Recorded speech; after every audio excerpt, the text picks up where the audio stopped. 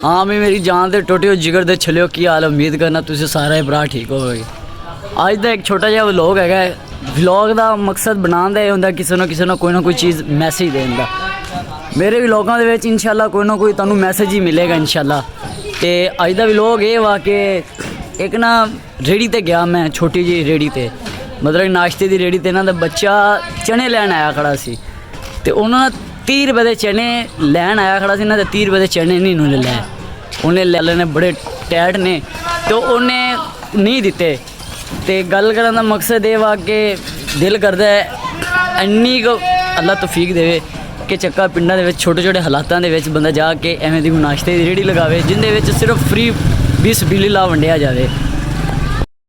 नाश्ते की रेहड़ी ते मैं पहुंचा तो मैं आप ही बनाना वे मैं आप ही बनाए सारे चने चावल आप ही पा के ते मतलब कि थोड़ा जिहा तैयार श्यार किए अच्छी जी आप जो बनाने सी ते बड़े तसल्ली नाल बनाए। मैं फिर सारे एक एक चीज़ बड़ी तसल्ली नाल बनाई विखाने फिर तुहानू देखो बड़े ज़बरदस्त बन गया सी। मेरा तो दिल बड़ा कर रहा सी लेकिन मैं खा के तो फिर जिन्हें खाने ने आ जाओ खा लो।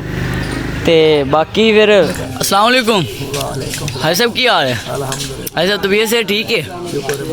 हाय साहब अपनी उम्र कितनी होगी? मेरे तो लगता है वाह उम्र होगी माशाल्लाह अपनी। सो माशाल्लाह हाय साहब होर दसो हाय साहब अपने जो शुरू तो कारोबार हो क्या? वाही का करते हो, जिमीदारा करते हो? अच्छा तो हाई साहब जिमी मतलब कि जो हुण दौर आ गई है जो पहले दौर आ उनके कोई फर्क? दौर हो जा रहा है, बदल गए बंदे बदल गए। सही मतलब वक्त ही चलता भी है, टाइम वो चलता भी है, टाइम नहीं गुजर सकता, टाइम हो जा रहा है वो घंटा वो टाइम वो मिनट।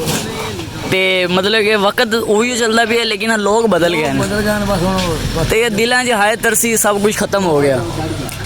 और ऐसे की पैगाम देना चाहोगे? बस ठीक है अल्हम्दुलिल्लाह, अल्लाह पाकिस्तान की खैर फरमा, मुसलमानों की खैर होवे।